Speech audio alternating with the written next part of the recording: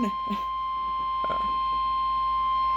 National Weather Service in Denver, Colorado has issued a severe thunderstorm warning for northeastern Elbert County, eastern Arapahoe County, and northeastern Colorado until 4:00 p.m. At 3:22 p.m. Mountain Daylight Time, a couple of severe thunderstorms were located 9 miles southwest of their trail, or 33 miles northwest of Lemon, moving east at 15 miles an hour. Hazard, quarter-size hail. Source, radar indicated. Impact, damage to vehicles is expected. Locations impacted include Deer Trail and Agate. For your protection, move to an interior room on the lowest floor of a building.